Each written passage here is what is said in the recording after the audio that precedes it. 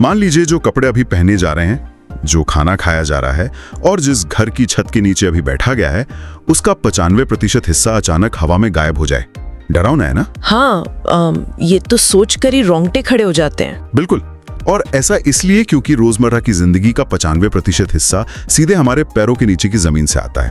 मतलब आमतौर पर जब हम किसी संसाधन या रिसोर्स की बात करते हैं तो दिमाग में तुरंत पेट्रोल, सोना या फिर सिलिकॉन चिप्स आते हैं। राइट। लेकिन वो जमीन जिस पर हम चलते हैं उसे एक गारंटीड चीज मान लिया जाता है, जैसे वो हमेशा वैसी रहेगी। और यही सबसे बड़ी भूल होती है। देखो, जमीन कोई रबर बैंड तो है नहीं जिसे जब चाहे खींचकर बड़ा कर लिया जाए। हाँ, वो तो फिक्स है। एग्जैक्टली। ये एक सीमित, तय और बेहद अनमोल संपत्ति है। धरती का आकार नहीं बढ़ रहा है, लेकिन उस पर टिके हुए बुनियादी ढांचे और इंसानी जरूरतें वो एक्सपोनेंशियल रेट से, यानी बहुत तेजी से बढ़ रही हैं। सही कहा। इसलिए ये समझना बहुत जरूरी हो जाता है कि इस सीमित संसाधन का वास्तव में हो क्या रहा है। और यही आज के हमारे इस डीप ड्राइव का मिशन है। आज हमारे सामने जो रिसर्च पेपर्स, जमीन के उपयोग के सरकारी आंकड़े और जियोग्राफिकल सर्वे की विस्तृत रिपोर्ट्स का स्टैक है, उसमें से हम भारत के भूमि संसाधनों के पूरे लेजर को खंगालने वाले हैं। बिल्कुल, एक एक आंकड़ा डिकोड करेंगे। हाँ, हम ये देखेंगे कि तकनीकी रूप से जमीन को कैसे बांटा गया है, उन आंकड़ों के पीछे की असलियत क्या है, और सबसे जरूरी बात, हम कैसे अपनी जमीन की ऊपरी सतह को अनजाने में बर्बाद कर रहे हैं। तो चलिए इस विश्लेषण की शुरुआत करते हैं। इस पूरे पहेली को सुलझाने के लिए ना, सबसे पहले हमें जमीन की भौगोलिक बनावट के उस बुनियादी गणित को देखना होगा, मतलब जो हर चीज का आधार है। ज्योग्राफी। हाँ, भारत के पास एक बहुत ही डाइवर्स या विविधतापूर्ण भौगोलिक संरचना है। अगर पूरे देश के क्षेत्रफल को एक पाई चार्ट की तरह देखें तो उसका लगभग 43% हिस्सा मैदानी इलाकों यानी प्लेन्स से बना है। 43%, ठीक है। इसके बाद 30% हिस्सा पर्वतों या पहाड़ों का है और बाकी बचा हुआ 27% हिस्सा पठार यानी प्लेटोस का है। जब मैं रिपोर्ट्स में इस भौगोलिक बंटवारे को देख रहा था ना, तो ये मुझे किसी देश के एक परफेक्ट इन्वेस्टमेंट पोर्टफोलियो की तरह लगा। अच्छा, वो कैसे? मतलब अगर हम 43% मैदानी इलाकों की बात करें तो वे हमारे कैश फ्लो की तरह हैं। मैदान समतल होते हैं, यहाँ जलोढ़ मिट्टी या एलुवियल सॉइल होती है, इसलिए यहाँ खेती करना आसान है। हाँ, और शहर बसाना भी आसान है। बिल्कुल, शहर बसाना, ट्रांसपोर्ट नेटवर्क बिछाना सब आसान है। ये वो हिस्सा है जो देश की अर्थव्यवस्था को तुरंत रिटर्न देता है। फिर आते हैं हमारे 27% पठार, जो हमारी लॉन्ग टर्म सेविंग्स या फिक्स्ड डिपॉजिट की तरह हैं। क्योंकि वहाँ खनिज होते हैं। एग्जैक्टली। इन्हीं पठारों की कठोर चट्टानों के अंदर मिनरल्स, जीवाश्म ईंधन और घने जंगलों का एक समृद्ध भंडार छिपा हुआ है। और अंत में 30% पहाड़, ये हमारा लाइफ इंश्योरेंस है। अरे वाह, ये लाइफ इंश्योरेंस वाली तुलना भौगोलिक दृष्टिकोण से बहुत सटीक बैठती है। मतलब पहाड़ों का असली काम सिर्फ टूरिज्म या बर्फबारी तो है नहीं। हाँ, लोग तो सिर्फ छुट्टियां मनाने जाते हैं। वही तो, असल में वो एक विशाल वाटर टावर की तरह काम करते हैं। पहाड़ों की ऊंचाई और उनका ढलान नदियों को वो काइनेटिक एनर्जी देते हैं जिससे पानी पूरे साल बहता रहे। राइट। इसके अलावा पहाड़ बादलों को रोककर बारिश करवाने में मदद करते हैं और उनके घने जंगल मिट्टी को जकड़ कर रखते हैं। एक देश को जीवित और समृद्ध रहने के लिए इन तीनों चीजों, कैश फ्लो, सेविंग्स और लाइफ इंश्योरेंस की सख्त जरूरत होती है। तो अगर पहाड़ हमारा लाइफ इंश्योरेंस है और मैदान कैश फ्लो, तो चलिए जरा जमीन के उपयोग की अकाउंट बुक खोलकर देखते हैं। मतलब हम असल में इस जमीन का खर्च कैसे कर रहे हैं। हाँ, डेटा पर आते हैं। जब हम तकनीकी डेटा की तरफ जाते हैं तो जमीन को कई श्रेणियों में बांटा गया है, जैसे जंगल, गैर कृषि उपयोग जिसमें इमारतें और सड़कें आती हैं, फिर चारागाह, और एक है शुद्ध बोया गया क्षेत्र या नेट सोन एरिया, जहां असल में फसलें उगाई जाती हैं। हाँ, लेकिन रिसर्च पढ़ते हुए मुझे जो सबसे दिलचस्प कैटेगराइजेशन लगा वो था बंजर और खाली छोड़ी गई जमीन का वर्गीकरण। कृषि योजनाओं में ये वर्गीकरण बहुत अहम भूमिका निभाता है। देखो, मुख्य रूप से 2 परिभाषाएं हैं जिन पर गौर करना जरूरी है। अच्छा, बताइए। पहली है कृषि योग्य बंजर भूमि या कल्चरेबल वेस्टलैंड, जो वो जमीन है जहां 5 कृषि वर्षों से अधिक समय से खेती नहीं हुई है। मतलब 5 साल से वो जमीन खाली पड़ी है। बिल्कुल। और दूसरी है पड़ती भूमि या फैलो लैंड्स की श्रेणियां, जिसमें एक है वर्तमान पड़ती जो 1 साल या उससे कम समय से खाली है, और दूसरी है अन्य पड़ती जो 1 से 5 साल के बीच खाली रही है। ये वर्गीकरण देखकर मुझे ऐसा लगा कि ये जो वर्तमान पड़ती है जो 1 साल खाली रहती है, दरअसल ये जमीन का एक तरह का बायोलॉजिकल रिचार्ज है। हाँ, बिल्कुल सही पकड़ा आपने। जैसे हम किसी मशीन को लगातार चलाने के बाद ठंडा होने के लिए छोड़ देते हैं। जब 1 साल तक फसल नहीं उगाई जाती तो शायद मिट्टी के अंदर मौजूद माइक्रोब्स को वापस अपना काम करने का समय मिल जाता है। इसके पीछे का विज्ञान बिल्कुल यही है।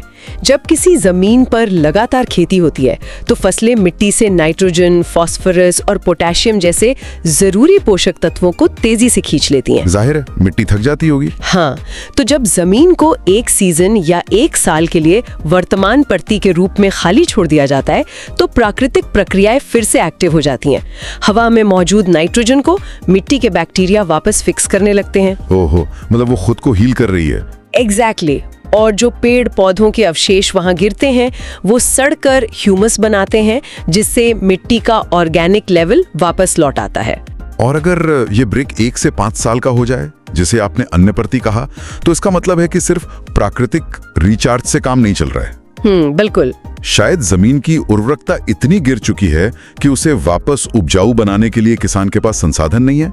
लेकिन जो कृषि योग्य बंजर भूमि है, जहां 5 साल से ज्यादा खेती नहीं हुई, वहां मिट्टी के अंदर क्या बदलाव आते हैं कि उसे पूरी तरह एक अलग कैटेगरी में डाल दिया जाता है? देखो, 5 साल बहुत लंबा समय होता है। इतने समय में अगर जमीन को बिना देखभाल के छोड़ दिया जाए तो मिट्टी की ऊपरी परत एकदम सख्त होने लगती है। अच्छा। उस पे जंगली घास और ऐसे वीड्स या खरपतवार उगाते हैं जो मिट्टी के बचे खुचे पानी को भी सोख लेते हैं। अब इस जमीन को वापस खेती लायक बनाने के लिए सिर्फ बारिश या हल्की जुताई की जरूरत नहीं होती। तो क्या करना पड़ता है? इसमें बड़े कैपिटल इन्वेस्टमेंट की जरूरत पड़ती है, जैसे भारी ट्रैक्टरों से गहरी जुताई, रासायनिक उर्वरक और सिंचाई की नई तकनीकें। ओ, मतलब काफी खर्चा है। हाँ, इसीलिए सरकार इस डेटा को ट्रैक करती है ताकि ये पता चले कि कौन सी जमीन आसानी से वापस इस्तेमाल में लाई जा सकती है और कहाँ बड़ा प्रोजेक्ट लगाना होगा। डेटा की बात निकली है तो उस तथ्य पर आना बहुत जरूरी है जिसने इस रिसर्च के दौरान एक बहुत बड़ा सवाल खड़ा कर दिया था मेरे दिमाग में। कौन सा आंकड़ा? भारत का कुल क्षेत्रफल लगभग 3.28 मिलियन वर्ग किलोमीटर है, लेकिन हमारे पास इस पूरे क्षेत्रफल का डेटा उपलब्ध ही नहीं है। हाँ, ये सच है। कुल जमीन के सिर्फ 93% यानी 93% हिस्से का ही आधिकारिक उपयोग डेटा हमारे पास मौजूद है। गायब 7% सुनकर ऐसा लगता है जैसे किसी के पास एक विशाल महल हो जिसमें 100 कमरे हों, लेकिन मालिक को ये पता ही नहीं हो कि 7 कमरों के अंदर क्या रखा है। इतने बड़े स्तर पर राष्ट्रीय योजना बनाते समय 7% डेटा गायब क्यों है? देखो, ये कोई मामूली लापरवाही नहीं है, बल्कि इसके पीछे बहुत ही ठोस जियोपॉलिटिकल और टोपोग्राफिकल कारण है। मतलब भूगोल की वजह से? हाँ, असम को छोड़कर जो हमारे नॉर्थ ईस्ट या पूर्वोत्तर राज्य हैं, वहाँ का भूभाग बहुत ज्यादा दुर्गम है। वहाँ खड़ी ढलानें हैं, गहरी खाइयाँ और इतने घने जंगल हैं कि दशकों तक वहाँ का फिजिकल सर्वे करना लगभग असंभव था। अच्छा, तो वहाँ कोई जा ही नहीं पाया ठीक से? बिल्कुल। सैटेलाइट इमेजिंग के शुरुआती दौर में भी इतने घने कैनोपी के नीचे जमीन का सटीक उपयोग तय करना बहुत मुश्किल होता था। समझ सकता हूँ। और इसके अलावा जम्मू और कश्मीर के कुछ ऐसे हिस्से हैं जो पाकिस्तान और चीन द्वारा अधिकृत है, जिनका जमीनी सर्वेक्षण जाहिर तौर पर नहीं किया जा सका है। ये वास्तविकता काफी पेचीदा है और उपलब्ध 93% डेटा का जब हम विश्लेषण करते हैं तो जो तस्वीर उभरती है वो कई जगह चिंताओं को बढ़ा देती है। बिल्कुल बढ़ाती है। जैसे कि 1952 की नेशनल फॉरेस्ट पॉलिसी का लक्ष्य। उस नीति के तहत देश का कम से कम 33% हिस्सा जंगलों से ढका होना चाहिए।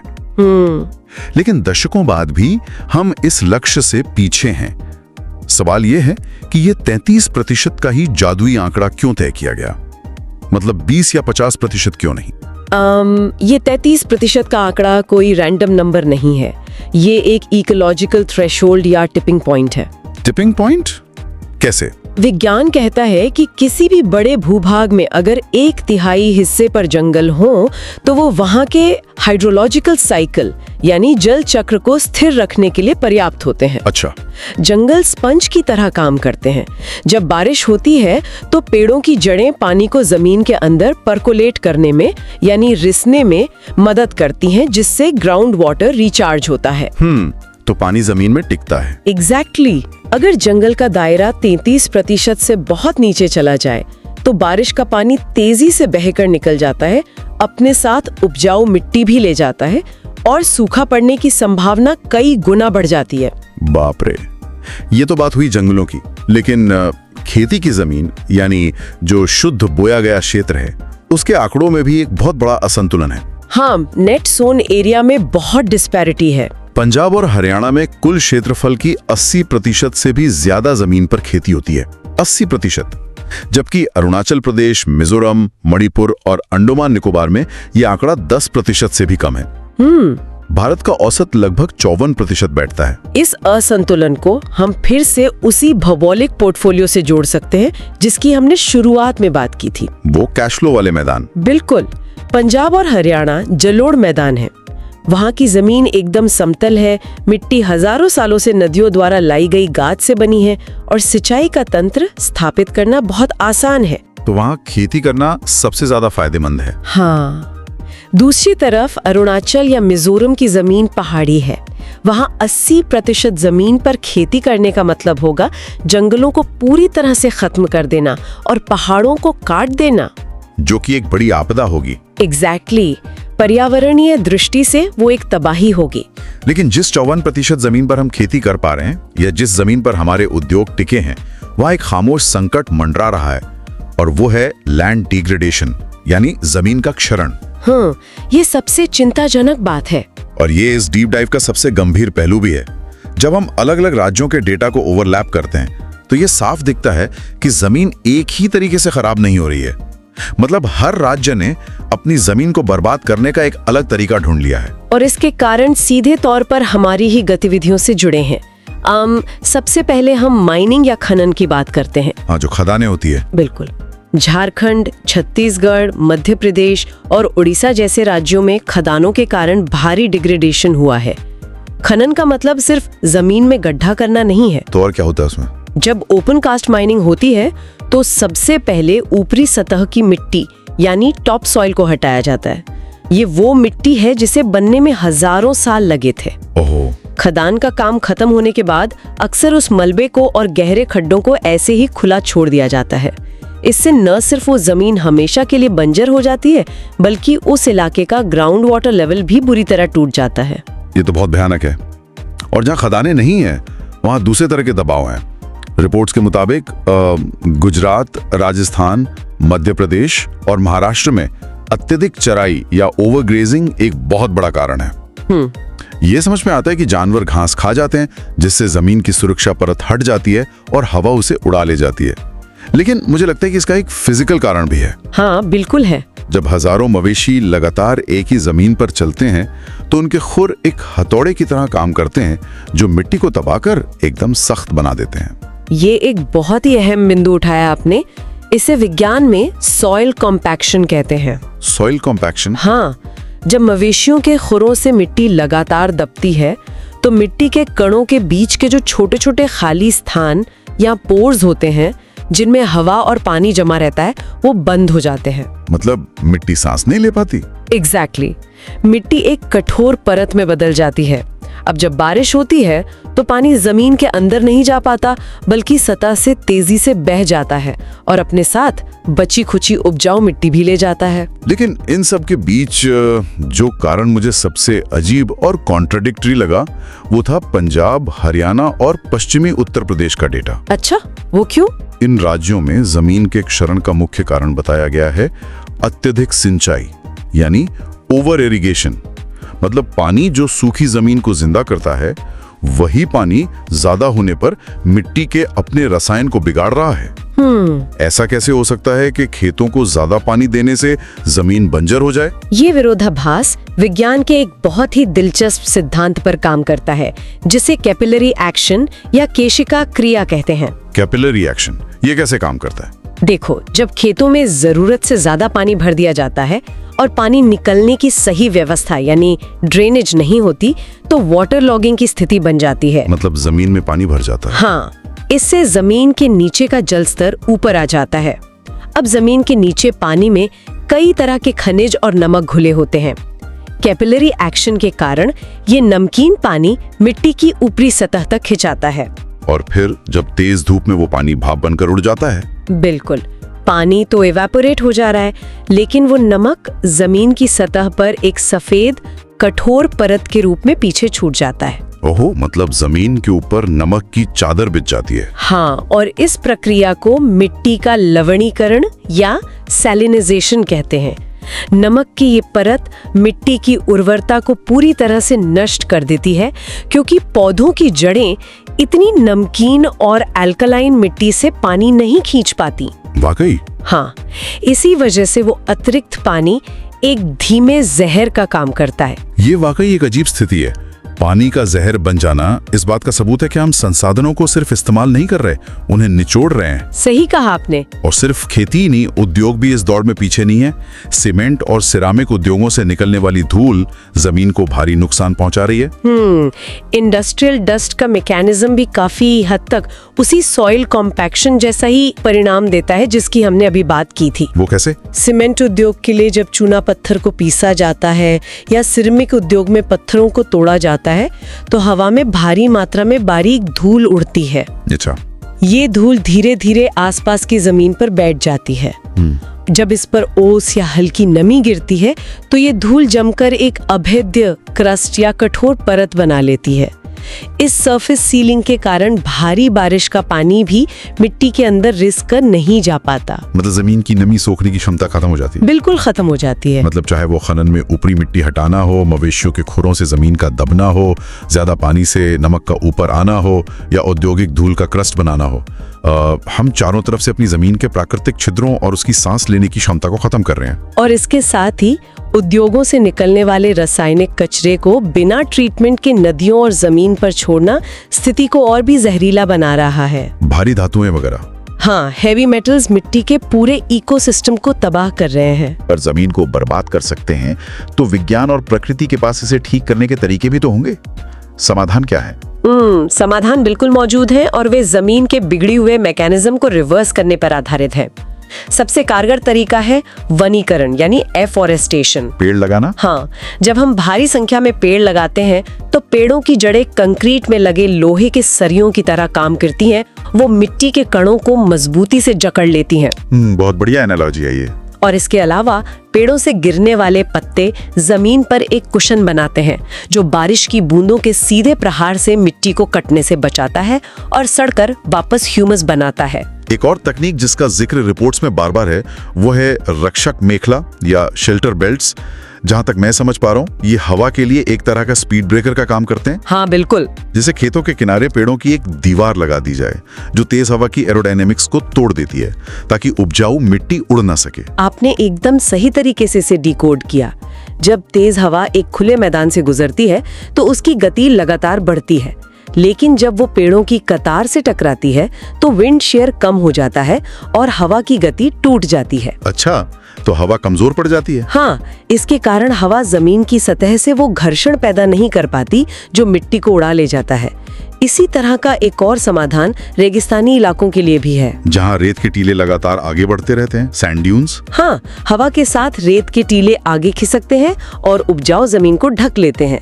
इस प्रक्रिया को रोकने के लिए रेत के टीलों पर कांटीली झाड़ियां उगाई जाती हैं। कांटीली झाड़ियां ही क्यों? क्योंकि इन झाड़ियों की जड़ें रेत के अंदर गहराई तक जाकर एक जाल बना लेती हैं, जिससे टीले स्थिर हो जाते हैं और उनका आगे बढ़ना रुक जाता है। वो कम पानी में भी जिंदा रह सकती हैं। क्या बात है।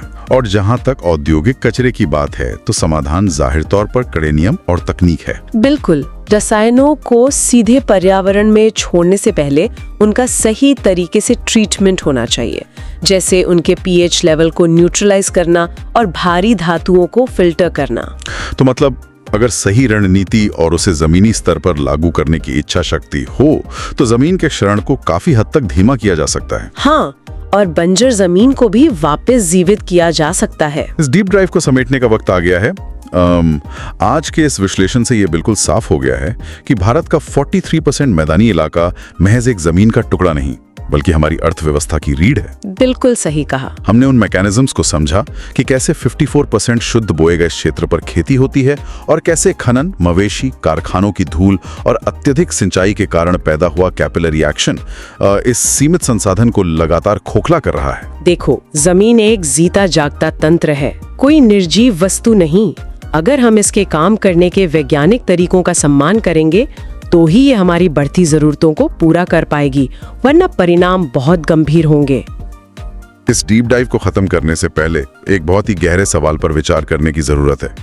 जरा सोचिए, अगर हमारी जिंदगी की 95% जरूरतें सीधे इसी जमीन से पूरी होती हैं, और ये जमीन जिसका क्षेत्रफल फिक्स्ड है, जो हर दिन थोड़ा और खराब या बंजर हो रही है, तो क्या भविष्य की जो सबसे बड़ी चुनौतियां और दुनिया के सबसे बड़े संघर्ष होंगे, वो पानी या पेट्रोल के लिए नहीं, बल्कि सुरक्षित उपजाऊ जमीन के एक छोटे से टुकड़े के लिए होंगे?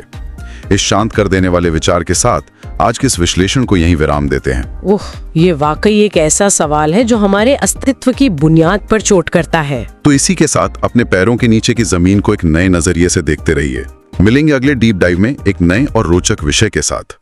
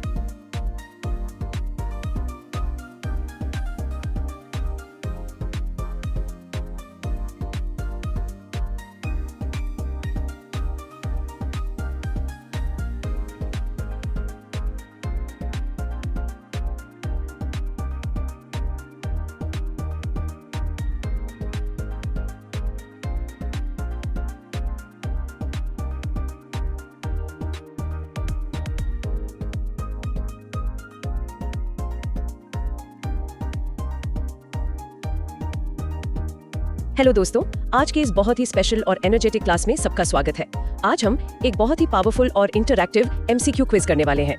हाँ बिल्कुल, और सभी स्टूडेंट्स को बता दूं कि आज का हमारा टॉपिक बहुत ही इंटरेस्टिंग है, भारत के भूमि संसाधन यानी इंडिया के लैंड रिसोर्सेज। राइट। और देखो क्लास, ये कोई नॉर्मल बोरिंग लेक्चर नहीं है जहाँ बस रटना है। ये डीप डाइव एक मजेदार गेम की तरह होगा जिससे कॉन्सेप्ट्स हमेशा के लिए दिमाग में छप जाएंगे। एकदम सही कहा। और इस सब्जेक्ट को गहराई से समझना सिर्फ एग्जाम्स के लिए जरूरी नहीं है, बल्कि हमारे पर्यावरण और फ्यूचर को समझने के लिए भी बहुत इंपॉर्टेंट है। बिल्कुल। तो रूल्स बहुत ही सिंपल है। हर क्वेश्चन के 4 ऑप्शंस होंगे, A, B, C और D। क्वेश्चन सुनने के बाद स्टूडेंट्स को सोचने के लिए मिलेंगे पूरे 5 सेकंड। और उन 5 सेकंड्स के बाद हम ना सिर्फ सही जवाब बताएंगे, बल्कि उसके पीछे का साइंस और लॉजिक भी डिकोड करेंगे। तो चलिए शुरू करते हैं हमारे पहले सेक्शन से, भारत का भौतिक भूगोल। तो क्लास फोकस यहाँ रखिए, ये रहा क्वेश्चन नंबर 1। भारत का कुल भौगोलिक क्षेत्रफल यानी टोटल ज्योग्राफिकल एरिया कितना है? ऑप्शंस ध्यान से सुनिएगा। हाँ, ऑप्शंस है A 2.45, B 3.28, C 4.12 या D 5.28 million square kilometre. Students का टाइम शुरू होता है अब। 1, 2, 3, 4, 5। तो अगर किसी ने ऑप्शन बी सोचा है तो वो बिल्कुल सही है। सही जवाब है 3.28 मिलियन स्क्वायर किलोमीटर। अरे वाह, मतलब सुनने में ये बस एक नंबर लगता है, राइट? लेकिन इस नंबर को दुनिया के नक्शे पर एक बहुत ही विशाल कैनवस की तरह सोचना चाहिए क्लास। बिल्कुल। 3.28 मिलियन स्क्वायर किलोमीटर हमें दुनिया का 7वां सबसे बड़ा देश बनाता है। लेकिन इस आंकड़े का असली मतलब तब समझ में आता है जब हम इसे आबादी के नजरिए से देखते हैं। मतलब ग्लोबल स्केल पर। हाँ, ग्लोबल लेवल पर हमारे पास पूरी दुनिया की जमीन का सिर्फ 2.4% हिस्सा है, लेकिन इस छोटे से हिस्से पर दुनिया की लगभग 17% आबादी रहती है। बाप रे, यानी 1.4 बिलियन से ज्यादा लोग। एग्जैक्टली। इसी जमीन से हमें खाना उगाना है, घर बनाने हैं, इंडस्ट्री चलानी है, तो जमीन के एक एक इंच पर बहुत भारी दबाव है। ये दबाव ही तो असली चैलेंज है। और जमीन की बनावट भी तो हर जगह एक जैसी नहीं है। तो इसी से जुड़ा है हमारा अगला सवाल। Class question number 2। भारत के भौगोलिक क्षेत्रफल का कितना प्रतिशत हिस्सा मैदानी है यानी प्लेन से कवर्ड है, जो कृषि और उद्योगों के लिए जरूरी सुविधाएं देता है? ऑप्शंस हैं A 27%, B 30%, C 43% या D 54%। स्टूडेंट्स जल्दी से अपना जवाब सोच लीजिए। 1, 2, 3, 4, 5। इसका सही जवाब है ऑप्शन C 43%। एकदम सही।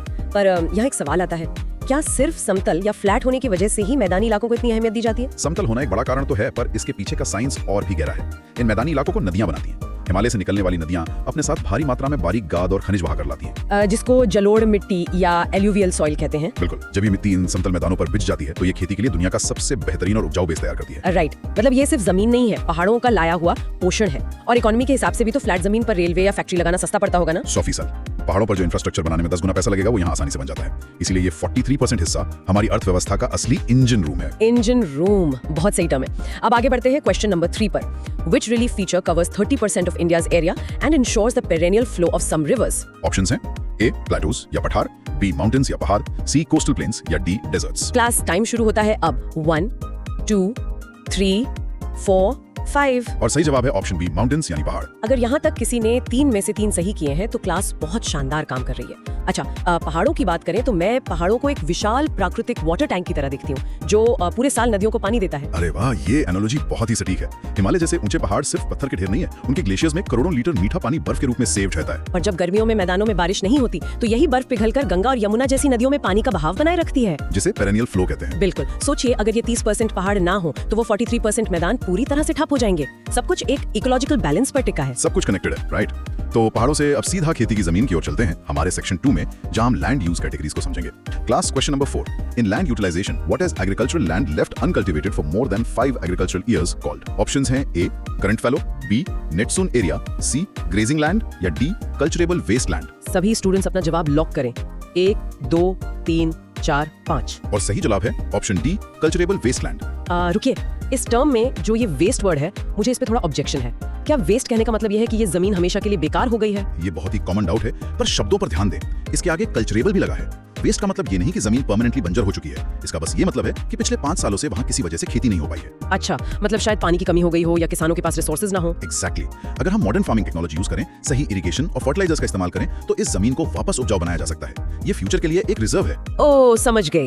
तो अब आते हैं क्वेश्चन नंबर 5 पर। Which term describes agricultural land left without cultivation for 1 or less than 1 agricultural year? Options हैं A current fallow, B barren land, C gross cropped area या D परमानेंट पास्चर। फटाफट सोचिए दोस्तों। 1 2 3 4 5। इसका करेक्ट आंसर है option A current fellow. Right, इसे अगर हम डेली लाइफ से जोड़ें तो ये जमीन के लिए एक पावर नैप की तरह लगता है, ताकि वो अपनी खोई हुई एनर्जी और फर्टिलिटी वापस पा सके। बहुत ही शानदार तरीका है इसे याद रखने का। जब एक ही जमीन पर लगातार फसल उगाई जाती है तो मिट्टी बहुत तेजी से अपने पोषक तत्व खो देती है। मिट्टी एक तरह से थक जाती है। तो ये पावर नैप काम कैसे करता है? जब जमीन को करंट फैलो के रूप में खाली छोड़ देते हैं तो मिट्टी में मौजूद सूक्ष्म जीव या माइक्रो ऑर्गेनिजम्स हवा से नाइट्रोजन लेकर वापस मिट्टी में फिक्स करते हैं। जमीन खुद को हील कर लेती है। The following states is the net sown area यानी NSA over 80% of its total geographical area. Options हैं A Arunachal Pradesh, B Mizoram, C Punjab या D Andaman and Nicobar islands. Students दिमाग लगाइए। 1 2 3 4 5। तो सही जवाब है ऑप्शन C पंजाब। एकदम सही। पंजाब और हरियाणा में 80% से ज्यादा जमीन पर सघन खेती यानी इंटेंसिव फार्मिंग होती है। और वहीं अरुणाचल प्रदेश या मिजोरम में ये आंकड़ा 10% से भी कम है।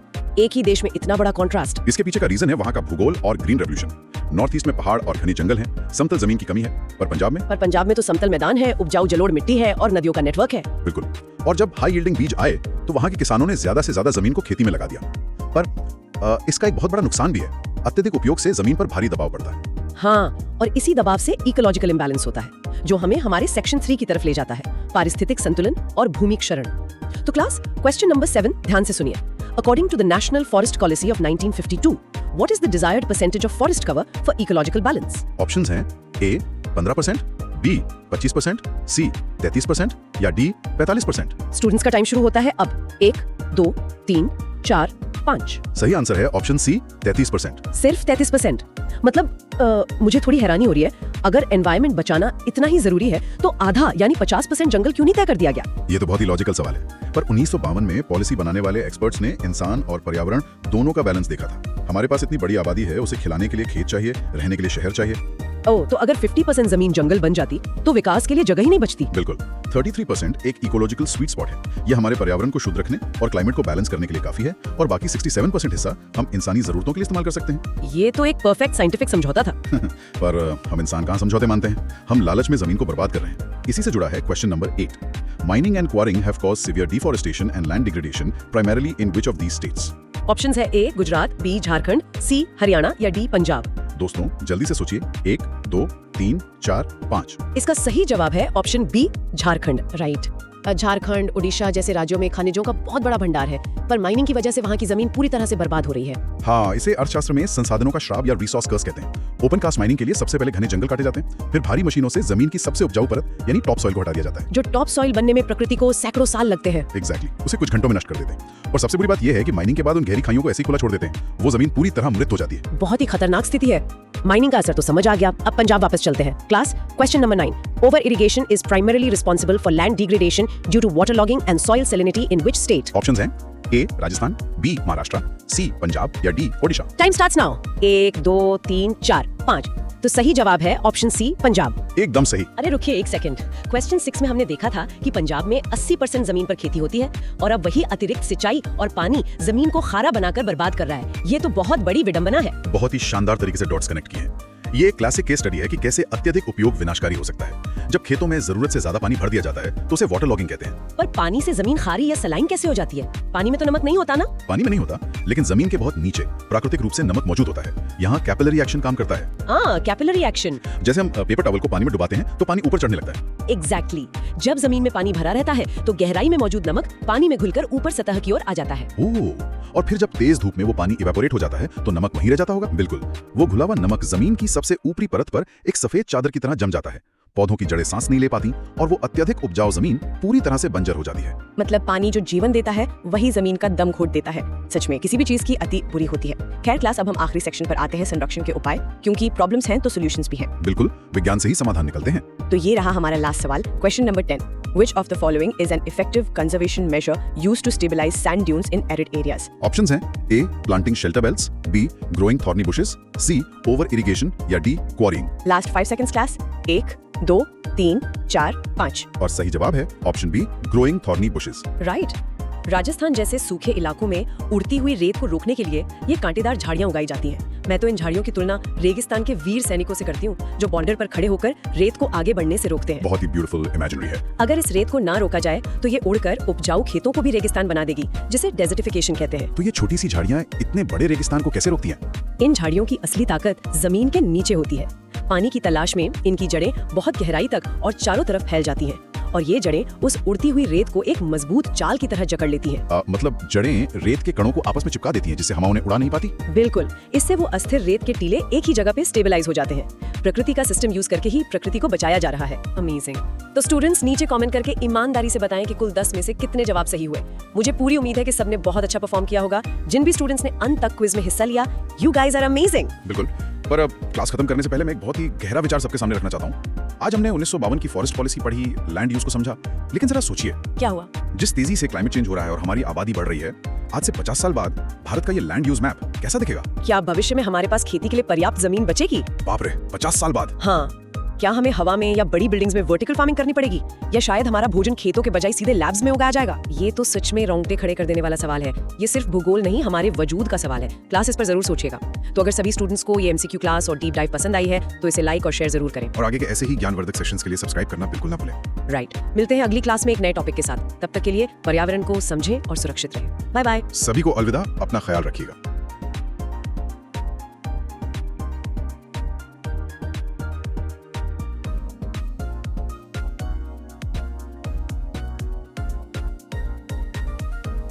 क्या ये बात थोड़ी अजीब नहीं लगती कि जिस जमीन पर हम रोज चलते हैं, मेरा मतलब है जिस मिट्टी की सिर्फ कुछ सेंटीमीटर की परत को बनने में लाखों साल लग जाते हैं, उसको हम कितनी आसानी से नजरअंदाज कर देते हैं। हाँ, लोग जनरली उसको बस धूल या कचरा समझ लेते हैं। बिल्कुल वही। और सोचिए जरा, जो चीज युगों में बनती है वो एक पल की तेज बारिश या हवा में बह सकती है। ये सोचना ही अपने आप में रोंगटे खड़े कर देता है कि हमारी पूरी दुनिया, हर बिल्डिंग सचमुच लाखों सालों के जियोलॉजिकल हिस्ट्री के ऊपर टिकी हुई है। अगर हम इस बात की गहराई में जाएं ना, तो ये और भी फैसिनेटिंग हो जाता है।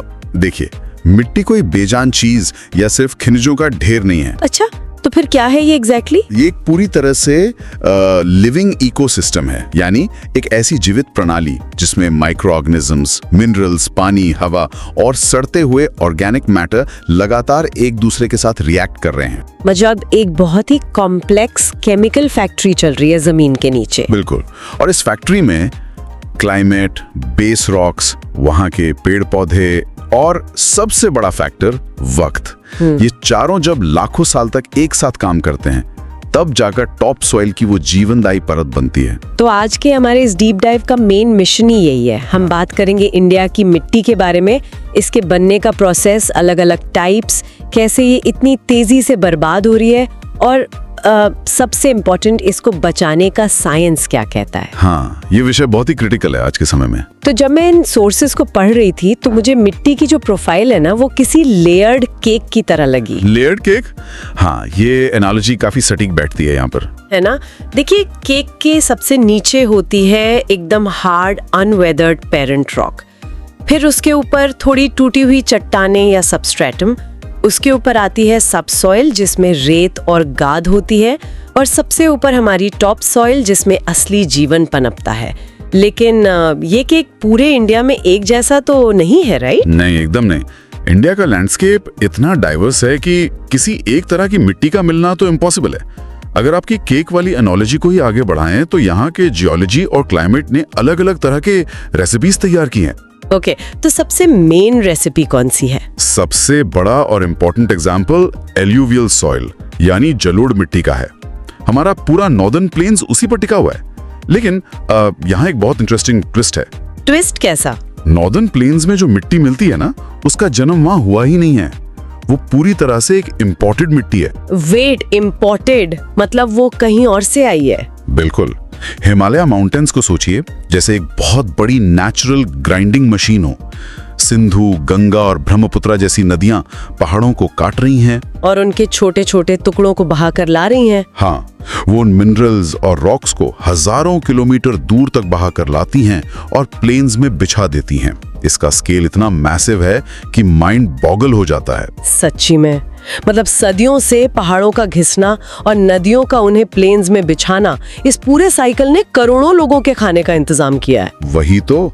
और इसी इम्पोर्टेड नेचर की वजह से इस मिट्टी में पोटैश, फास्फोरिक एसिड और लाइम का एक बहुत ही परफेक्ट बैलेंस होता है। ये गन्ना, चावल और गेहूं के लिए किसी वरदान से कम नहीं है। तभी तो नॉर्दर्न प्लेन्स इतने डेंसली पॉपुलेटेड है। खेती के लिए बेस्ट जगह है वो। एकदम सही। और अलूवियल सॉइल में भी दो बहुत क्लियर डिविजन्स होते हैं। नदियां जो गाद लाती हैं वो अलग अलग टाइम पर अलग तरह से जमा होती हैं। पुरानी अलूवियल को हम बांगर कहते हैं और नई को खादर। बांगर और खादर, इन दोनों में बेसिक डिफरेंस क्या है? मतलब दोनों आती तो एक ही नदी से हैं, फिर अलग कैसे हो गई? इसका जवाब नदी के फ्लड प्लेन्स में छुपा है। जो बांगर मिट्टी है वो असल में आज के फ्लड लेवल से काफी ऊंचाई पर मिलती है। अच्छा, मतलब वो उन पुराने दिनों की मिट्टी है जब नदी बहुत ऊपर बहा करती थी। हाँ, और वक्त के साथ उस पुरानी बांगर मिट्टी में कैल्शियम कार्बोनेट जमा होने लगता है, जिसकी वजह से उसमें कंकर बन जाते हैं और वो थोड़ी रफ हो जाती है। ओके, और खादर के साथ क्या केस है? खादर वो मिट्टी है जो नदी के एकदम पास वाले इलाकों में हर साल बढ़ के पानी के साथ नई बिछा दी जाती है। ये नई गाद बहुत ही फाइन पार्टिकल्स वाली होती है। तो क्या वो फाइन टेक्सचर उसको बंगर से ज्यादा फर्टाइल बनाता है? बिल्कुल बनाता है। खादर खेती के लिए बहुत ही बेहतरीन होती है। नॉर्दर्न प्लेन्स की बात तो समझ आती है कि नदियां पहाड़ से मिट्टी ला रही हैं, लेकिन जब हम डेक्कन प्लेटो को देखते हैं वहां तो हिमालय की नदियां नहीं आती। तो फिर डेक्कन ट्रैप में कॉटन जैसी डिमांड वाली फसल कैसे उग रही है बिना उन नदियों के? वहां ऐसी फर्टाइल मिट्टी कहां से आई? डेक्कन प्लेटो की कहानी सचमुच आग और वक्त की कहानी है। आग? आप ज्वालामुखी की बात कर रहे हैं? हाँ, ये जो ब्लैक सॉइल या रीगुर मिट्टी वहां मिलती है, ये किसी नदी ने नहीं बिछाई। करोड़ों साल पहले जब उस इलाके में मैसिव वॉल्केनिक इरप्शंस हुए थे तो वहां बसाल्ट लावा का एक बहुत बड़ा फ्लो फैल गया था। ओ, तो वो लावा ही बेस रॉक है वहां का। सही पकड़ा। जब वो लावा ठंडा हुआ और लाखों साल तक उसने बारिश, धूप और मौसम की मार झेली, तो वही हार्ड बसाल्ट टूटकर एक बहुत ही फाइन क्ले में बदल गया। और इस क्ले की वजह से ही इसे कॉटन के लिए बेस्ट माना जाता है। बिल्कुल। इस ब्लैक सॉइल में मॉइस्चर को लंबे समय तक होल्ड करने की कमाल की कैपेसिटी होती है। इसी मॉइस्चर से जुड़ा एक बड़ा इंटरेस्टिंग टर्म मुझे सोर्सेज में मिला, सेल्फ प्लाविंग यानी स्वतः जुताई। पहली बार सुनने में लगता है जैसे मिट्टी खुद हल चला रही हो। ये अजीब सा प्रोसेस एक्चुअली काम कैसे करता है? हाँ, टर्म थोड़ा फैंसी लगता है, पर इसके पीछे का साइंस मिट्टी के फूलने और सिकुड़ने में है। ब्लैक सॉइल में एक स्पेशल मिनरल होता है जो पानी मिलने पर बहुत ज्यादा फूल जाता है। और गर्मियों में जब पानी सूख जाता है तब वो सिकुड़ने लगता है। और इंडिया की एक्सट्रीम गर्मियों में जब ये मिट्टी पूरी तरह सूख जाती है तो इसमें बहुत गहरी और चौड़ी दरारें पा जाती हैं। अच्छा, मतलब वो दरारें इतनी गहरी होती हैं कि हवा जमीन के काफी नीचे तक चली जाती है। एकदम सही। ये एक तरह से मिट्टी का ऑक्सीजन रिचार्ज सिस्टम है। क्या बात है, यानी गर्मी की वो भयंकर धूप असल में मिट्टी के लिए जरूरी है ताकि वो सांस ले सके। हाँ, नेचर का अपना मैकेनिज्म है, लेकिन यहाँ एक दिक्कत भी आती है किसानों के लिए। वो क्या? जैसे ही मॉनसून की पहली बारिश होती है, वो दरार वाली मिट्टी पानी सोखकर अचानक से फूल जाती है और बहुत स्टिकी हो जाती है। ओह, तो कीचड़ जैसा बन जाता होगा। बिल्कुल। अगर किसान पहली बारिश के तुरंत बाद उस पर हल ना चलाएं, तो थोड़ी और बारिश होने पर उस जमीन पर ट्रैक्टर चलाना या काम करना लगभग इम्पॉसिबल हो जाता है। वाओ, तो नॉर्दर्न प्लेन्स और डेक्कन ट्रैप के बाद जब हम ईस्टर्न और सदर्न पार्ट्स की तरफ देखते हैं तो कलर स्कीम एकदम बदल जाती है। हाँ, वहाँ रेड और येलो मिट्टी ज्यादा मिलती है। तो क्या ये कलर्स किसी पर्टिकुलर चट्टान या रॉक की वजह से आते हैं? बिल्कुल। इनका निर्माण उन कम बारिश वाले इलाकों में होता है जहाँ जमीन के नीचे क्रिस्टलाइन इग्नियस रॉक्स यानी अग्नेय चट्टानें मिलती हैं। और इसके लाल रंग के पीछे क्या केमिस्ट्री है? इसका साइंस बहुत सिंपल पर इंटरेस्टिंग है। इन चट्टानों में आयरन पार्टिकल्स बहुत ज्यादा मात्रा में फैले होते हैं। जब ये आयरन हवा और पानी के कांटेक्ट में आता है तो उसमें ऑक्सीडेशन होने लगता है। ऑक्सीडेशन मतलब अगर सीधे शब्दों में कहें तो लोहे में जंग लगना, रस्ट होना। हाँ, एग्जैक्टली। मिट्टी में मौजूद आयरन रस्ट हो जाता है जो उसे वो ब्राइट लाल रंग देता है। और जब यही मिट्टी पीली दिखती है तब भी यही रस्टिंग वाला साइंस लगता है क्या? करीब करीब वही, पर फर्क ये है कि जब यही लाल मिट्टी बहुत ज्यादा मॉइस्चर सोख लेती है, मतलब हाइड्रेटेड फॉर्म में आ जाती है। राइट। हाइड्रेटेड होने पर लाइट रिफ्लेक्शन और छोटे मोटे केमिकल चेंजेस की वजह से वो आंखों को पीली नजर आने लगती है। अच्छा, ये तो क्लियर हो गया, पर एक टर्म जो मुझे सबसे ज्यादा कंफ्यूजिंग लगा वो था लैटेराइट सॉइल। लेटराइट? उसमें क्या कंफ्यूजन हुई? देखिए, नॉर्मली हम लोग सोचते हैं कि जहाँ हैवी बारिश होगी वहाँ मिट्टी बहुत नरम और फर्टाइल होगी जैसे नदियों के पास होता है। पर रिसर्च कहती है कि बहुत ज्यादा बारिश लैटेराइट सॉइल को ईंट की तरह हार्ड बना देती है। ये तो कॉमन सेंस के एकदम उलट लगता है। आपकी कंफ्यूजन बहुत जायज है। यहाँ पर ट्रॉपिकल क्लाइमेट का एक अलग ही सिस्टम काम करता है। दरअसल लेटराइट वर्ड लैटिन भाषा के लैटर से बना है और उसका मतलब ईंट होता है। हाँ, ब्रिक या ईंट। हैवी बारिश इस मिट्टी को फर्टाइल नहीं बनाती बल्कि एक बहुत डिस्ट्रक्टिव प्रोसेस को शुरू करती है जिसे हम इंटेंस लीचिंग कहते हैं। इंटेंस लीचिंग, इस प्रोसेस में केमिकल लेवल पर पानी मिट्टी के साथ करता क्या है? होता यह है कि जब महीनों तक मूसलाधार बारिश होती है तो मिट्टी में मौजूद सिलिका और खेती के लिए जरूरी सारे सॉल्युबल न्यूट्रिएंट्स पानी के साथ घुलकर जमीन में बहुत नीचे चले जाते हैं। ओह, मतलब सारे न्यूट्रिएंट्स बहकर नीचे चले गए, तो ऊपर क्या बचता है? ऊपर सिर्फ आयरन और एल्यूमिनियम के ऑक्साइड्स बच जाते हैं। क्योंकि सारे ऑर्गेनिक और एल्कलाइन एलिमेंट्स बह चुके होते हैं तो जो टॉप सॉइल बचती है वो हाईली एसिडिक हो जाती है। और जब बारिश खत्म होती है तब जब तेज धूप पड़ती है तो मॉइस्चर के बिना वो आयरन और एल्यूमिनियम के रेजिड्यूज सूखकर सचमुच ईंट की तरह पत्थर बन जाते हैं। वाह, ये तो बड़ा वियर्ड पैराडॉक्स है। मतलब जो मिट्टी हैवी बारिश में अपने न्यूट्रिएंट्स खो चुकी है, पूरी तरह एसिडिक है और ईंट बन चुकी है, उसी मिट्टी में हम दुनिया के सबसे महंगे ड्राई फ्रूट्स उगा रहे हैं जैसे काजू। हाँ, काजू और चाय कॉफी। तो क्या काजू का पौधा इस ईंट जैसी जमीन को नेचुरली पसंद करता है या फिर ये हमारी किसी फार्मिंग टेक्निक का कमाल है? असल में दोनों बातें। नेचुरली इस लाल लेटराइट मिट्टी में बहुत सी कमियां हैं, पर इंसानों ने सही फर्टिलाइजर्स और सॉइल कंजर्वेशन टेक्निक्स का यूज करके इसे एग्रीकल्चर के लायक बना लिया। मतलब साइंस का सहारा लेकर। हाँ, और दूसरी बात ये कि काजू या कॉफी जैसे पौधों की रूट्स इस हाईली एसिडिक और आयरन रिच एनवायरनमेंट में सर्वाइव करने के लिए वक्त के साथ अडेप्ट हो चुकी हैं। ये दिखाता है कि अगर प्रॉपर टेक्निक हो तो सबसे खराब मिट्टी से भी फसल ली जा सकती है। सच में। अब अगर हम हैवी रेनफॉल वाले एरिया से निकलकर सीधे राजस्थान के तपते हुए एरिड या डेजर्ट सॉइल पर फोकस करें तो वहाँ का प्रॉब्लम तो बिल्कुल ही अलग है। वहाँ की मिट्टी सैंडी होती है और उसमें नमक बहुत ज्यादा होता है, राइट? बिल्कुल, एरिड एरियाज में टेम्परेचर इतना हाई होता है कि जो थोड़ा बहुत पानी होता है वो तुरंत इवेपोरेट हो जाता है। तो बिना बारिश और बिना ऑर्गेनिक मैटर के इस मिट्टी के नीचे क्या चल रहा होता है? सबसे बड़ी प्रॉब्लम इसके बॉटम लेयर्स में आती है। इवेपोरेशन की स्पीड इतनी तेज होती है कि जमीन के नीचे का पानी कैपिलरी एक्शन के जरिए ऊपर आने लगता है। और अपने साथ क्या लाता है वो? कैल्शियम। एकदम सही। वो कैल्शियम मिट्टी के लोअर लेवल्स में जमा होकर कंकड़ की एक बहुत ही सॉलिड लेयर या पैन बना लेता है। ओह, तो इसका मतलब जब कभी गलती से थोड़ी बारिश हो भी जाए तो वो कंकड़ की लेयर पानी को नीचे ही नहीं जाने देगी? हाँ, इन्फिल्ट्रेशन ब्लॉक हो जाता है और पानी सरफेस पर ही रहकर भाप बनकर उड़ जाता है। पर फिर वहाँ इंदिरा गांधी कनाल जैसी इरिगेशन प्रोजेक्ट्स काम कैसे करते हैं? प्रॉपर इरिगेशन से हम उस सॉल्ट को फ्लश आउट कर सकते हैं और मॉइस्चर मेंटेन कर सकते हैं। राजस्थान के वेस्टर्न पार्ट में इस तरह से उस मिट्टी का कैरेक्टर बदलकर वहाँ खेती की जा रही है। और इनके अलावा एक फॉरेस्ट सॉइल भी तो होती है जो पहाड़ी इलाकों में मिलती है। हाँ, फॉरेस्ट सॉइल, पर इसकी बनावट टोटली इस बात पे डिपेंड करती है कि वो पहाड़ के किस हाइट पर है। मतलब नीचे घाटी में अलग और ऊपर पीक्स पर अलग। हाँ, वैलीज या घाटियों ने ये बहुत फाइन और लोमी होती है, पर जैसे जैसे आप अपर स्लोप्स पर जाएंगे वहां चट्टान के टुकड़े ज्यादा मिलेंगे और मिट्टी थोड़ी रफ होगी। और स्नो कवर वाले इलाकों में तो बर्फ के घर्षण से ये लेटराइट की तरह एसिडिक हो जाती है। वाह, सच में ये एक कमाल की जर्नी रही है। हमने देखा कि नेचर ने कैसे लाखों साल लगाकर नदियों के घिसने से, ज्वालामुखियों से, बारिश के लीचिंग इफेक्ट से इंडिया के इतने डाइवर्स सॉइल लैंडस्केप को क्राफ्ट किया है। लेकिन अब इस चर्चा में एक बड़ा ही डार्क और सीरियस मोड आता है। आप सॉइल इरोजन या मिट्टी के कटाव की बात कर रही हैं? हाँ, मतलब जिस जियोलॉजिकल खजाने को बनने में सदियां लग गईं, आज हम इंसान उसे कुछ ही दशकों में बर्बाद कर रहे हैं। इरोजन सिर्फ एक एनवायरमेंटल इशू नहीं है, ये तो डायरेक्ट हमारे खाने की सिक्योरिटी पर एक अटैक है ना? बिल्कुल। सॉइल इरोजन का सिंपली मतलब है उस टॉप फर्टाइल लेयर का उड़ जाना या बह जाना। बिल्कुल। देखिए, नेचर का अपना एक बैलेंस होता है।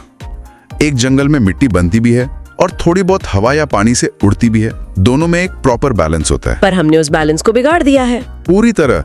डिफॉरेस्टेशन, ओवरग्रेजिंग या माइनिंग जैसी ह्यूमन एक्टिविटीज ने उन जड़ों के उस नेटवर्क को तोड़ दिया है जो मिट्टी को बांध कर रखता था। तो जब वो रूट्स का जाल ही नहीं रहा तो हवा और पानी को खुली छूट मिल गई। वही तो, वो बिना किसी रुकावट के मिट्टी को चीरते हुए निकलते हैं। इसमें मुझे एक टर्म पढ़ने में आया था जो बहुत ही वायलेंट लगता है सुनने में, गली इरोजन।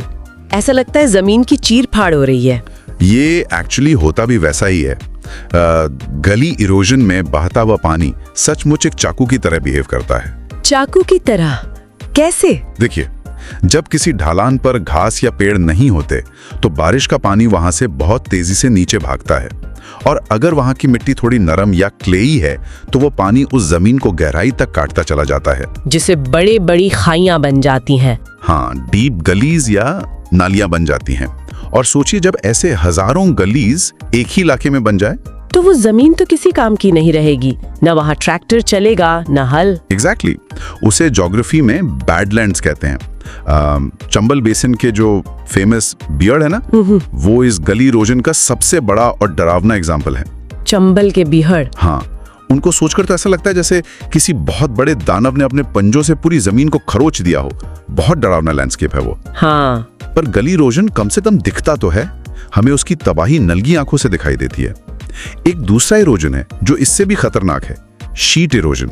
शीट इरोजन मतलब उसमें ऐसी बड़ी खाइयां नहीं बनती, तो वो गली से ज्यादा खतरनाक कैसे हुआ? क्योंकि ये एक साइलेंट किलर है। शीट इरोजन में धोखा होता है। धोखा? हाँ, देखिए, जब किसी चौड़ी और फ्लैट ढलान पर पानी एक समान चादर या शीट की तरह बहता है तो वो अपने साथ पूरी जमीन की सबसे टॉप वाली फर्टाइल लेयर को बराबर से धोकर ले जाता है। ओह नो, मतलब पता भी नहीं चलेगा और पूरा न्यूट्रिशन गायब? बिल्कुल।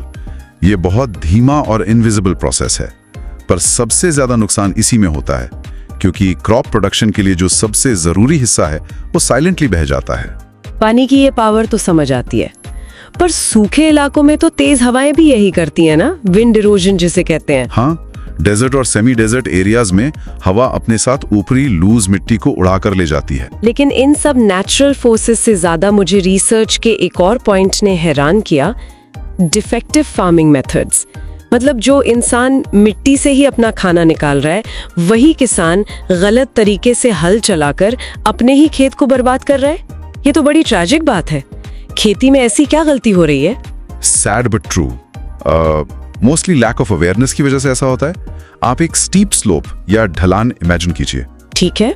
अगर उस ढलान पर किसान ऊपर से नीचे की तरफ यानी ढलान की दिशा में हल चलाता है, तो वो हल से बनी जो लकीरें होती हैं वो पानी बहने के लिए एकदम स्ट्रेट चैनल्स बन जाती हैं। ओह, तो बारिश होने पर पानी उन चैनल्स में और ज्यादा स्पीड पकड़ लेगा? एकदम। पानी पूरी काइनेटिक एनर्जी के साथ उन स्ट्रेट नालियों से नीचे दौड़ता है और सारी मिट्टी को उखाड़कर बहा ले जाता है। ये तो वाकई साइंस के बेसिक रूल्स को अपने ही खिलाफ इस्तेमाल करने वाली बात हो गई। ढलान और ग्रेविटी दोनों मिलकर मिट्टी को फास्ट फॉरवर्ड में नीचे खींच रहे हैं। हाँ, ग्रेविटी और वाटर स्पीड दोनों उनके दुश्मन बन जाते हैं उस केस में। तो क्या हम नेचर के इन बड़ी फोर्सेस को रोक सकते हैं? मेरा मतलब है, क्या इस प्रॉब्लम का कोई साइंटिफिक या प्रैक्टिकल सोल्यूशन है? बिल्कुल है। कंजर्वेशन टेक्निक्स असल में हाइड्रोडायनामिक्स और एरोडायनामिक्स के सिंपल साइंस पर ही बेस्ड है। ठीक है, तो सबसे पहला और इफेक्टिव तरीका क्या है? सबसे पहला है कॉन्टूर प्लाउइंग। अभी हमने जिस गलत ढंग की जुताई की बात की थी, ये एग्जैक्ट उसका ऑपोजिट है। ऑपोजिट कैसे? मतलब इसमें पानी को रोकना है? हाँ, इसमें हम ढलान के ऊपर से नीचे हल चलाने के बजाय स्लोप के पैरेलल यानी आड़े में हल चलाते हैं। उन्हें कॉन्टूर लाइंस कहते हैं। अच्छा, तो जब ढलान स्लोप के आधे चलेगा तो हर एक लकीर एक स्पीड ब्रेकर का काम करे। एकदम परफेक्ट। हर लाइन एक छोटे से डैम की तरह बिहेव करती है। पानी जब नीचे आने लगता है तो उसको हर स्टेप पर उन आड़ी लकीरों से टकराना पड़ता है, जिससे उसकी फ्लो की स्पीड टूट जाती होगी। हाँ, स्पीड ब्रेक होने से मिट्टी नहीं कटती, बल्कि पानी को जमीन में सोख होने का टाइम मिल जाता है। क्या एलिगेंट सोल्यूशन है फिजिक्स का। और जहाँ ढलान और भी ज्यादा स्टीप होती है, जैसे प्योर पहाड़ी इलाकों में, वहाँ शायद टेरेस कल्टीवेशन यानी सीधीदार खेती यूज होती है ना? बिल्कुल। वेस्टर्न और सेंट्रल हिमालयाज में ये बहुत बड़े स्केल पर प्रैक्टिस की जाती है। बड़ी और तीखी ढलान को काटकर चौड़ी सीढ़ियां या टेरेसेस बना दिए जाते हैं। तो इससे पानी सीधा नीचे नहीं गिरता? नहीं, पानी एक सीढ़ी से दूसरी सीढ़ी पर रुकते हुए जाता है। हर टेरेस पर पानी की वेलोसिटी लगभग 0 हो जाती है। इससे इरोजन पूरी तरह ब्लॉक हो जाता है और फसल को पूरा पानी मिलता है। ये पानी को रोकने की टेक्निक्स तो बहुत लॉजिकली साउंड है, लेकिन बड़े फ्लैट प्लेन्स और एरिड इलाकों में जहाँ ढलान नहीं है, जहाँ असल विलेन हवा है, वहाँ क्या करते हैं? वहाँ तो सीढ़ियाँ नहीं बना सकते। वहाँ हवा को रोकने के तरीके अपनाए जाते हैं। इसके 2 मेन मेथड्स हैं, स्ट्रिप क्रॉपिंग और शेल्टर बेल्ट्स। स्ट्रिप क्रॉपिंग मतलब? फसल को स्ट्रिप्स या पट्टियों में उगाना। हाँ, बड़े खेतों को स्ट्रिप्स में बांट लेते हैं और मुख्य फसल की रोज के बीच में लंबी घास की पट्टियां छोड़ दी जाती हैं। तो क्या वो घास विंड की स्पीड को कम करती है? हाँ, ग्राउंड लेवल पर जो तेज हवा चलती है उसका फोर्स उन घास की पट्टियों में अटक कर टूट जाता है। ओह, और शेल्टर बेल्ट्स क्या होते हैं? शेल्टर बेल्ट्स इससे भी बड़े स्केल पर होते हैं। उसमें खेतों की बाउंड्रीज पर लगातार पेड़ों के बहुत लंबी कतारें या रोज लगा दी जाती हैं। वाओ, यानी पेड़ों की वो कतारें एक ह्यूज एरोडायनामिक दीवार बन जाती होंगी हवा के खिलाफ। बिल्कुल वही काम करती हैं वो। आपको पता है, वेस्टर्न राजस्थान के रेगिस्तान में उड़ती रेत और ड्यून्स को डेजर्ट की तरफ बढ़ने से रोकने में इन्हीं शेल्टर बेल्ट्स ने एक तरह का मैजिक किया है। वाह, सुनकर ही काफी सुकून मिलता है कि हमारे पास इस तबाही को रोकने के तरीके हैं। हाँ, अगर हम इस पूरी चर्चा को समराइज करें तो सबसे बड़ी सच्चाई जो उभर कर आती है वो ये कि मिट्टी कोई अनलिमिटेड रिसोर्स नहीं है। सही बात है, हम इसे फॉर ग्रांटेड नहीं ले सकते। नहीं, देखिए, नदियां इंपोर्टेड जलोढ़ मिट्टी लाती हैं, ज्वालामुखियों से बसाल्ट ब्लैक सॉइल बनती है और इंटेंस ट्रॉपिकल बारिश लैटराइट सॉइल बनाती है। पर ये सब जियोलॉजिकल प्रोसेसेस लाखों सालों में होती हैं। चंबल के डरावने बीड़ों से लेकर हिमालय की उन सीढ़ीदार खेती तक आगे का रास्ता इसी पर निर्भर करता है कि हम इस फाइनाइट लिविंग रिसोर्स को कितनी समझदारी से हैंडल करते हैं। बिल्कुल, यही क्रिटिकल बैलेंस है जिसे हमें समझना होगा। इस कंजर्वेशन की बात करते हुए एक आखिरी थॉट जो मैं लिसनर्स के साथ छोड़ना चाहती हूँ। जब मैं थोड़ी और डीप रिसर्च कर रही थी तो एक नई ही डिबेट देखने को मिली, आर्टिफिशियल सॉइल यानी लैब में बनी हुई मिट्टी और हाइड्रोपोनिक्स जैसी ऐसी टेक्निक्स की जहां पौधे उगाने के लिए मिट्टी की जरूरत ही नहीं होती। हाँ, ये हाइड्रोपोनिक्स और एरोपोनिक्स आजकल काफी तेजी से ग्रो कर रहे हैं, है ना? तो सोचिए, अगर फूड सिक्योरिटी को ध्यान में रखते हुए फ्यूचर के जनरेशंस टोटली सिंथेटिक मिट्टी या सॉइललेस फार्मिंग पर शिफ्ट हो जाती हैं, तो इस नेचुरल जीवित मिट्टी का क्या भविष्य होगा जिसे बनने में लाखों साल लगे थे। ये तो काफी डिस्टर्बिंग थॉट है एक तरह से। है ना? क्या ऐसा हो सकता है कि आगे चलकर हमारी आने वाली पीढ़ियां असली नेचुरल मिट्टी को सिर्फ किसी म्यूजियम की शीशे वाले डब्बे में देखें और बोलें कि किसी जमाने में इस डस्ट लेयर ने पूरी दुनिया को जिंदा रखा था? ये सवाल इंसान के विकास और नेचर के कनेक्शन के बीच एक बहुत बड़ा कॉन्ट्रडिक्शन पॉइंट करता है। बिल्कुल। और इस गहरे सोचने पर मजबूर कर देने वाले सवाल के साथ ही हमारे इस विश्लेषण को आज यहाँ रोकते हैं। इस बारे में जरूर सोचिए, क्योंकि ये मिट्टी हमारा पास्ट भी है और हमारा फ्यूचर भी।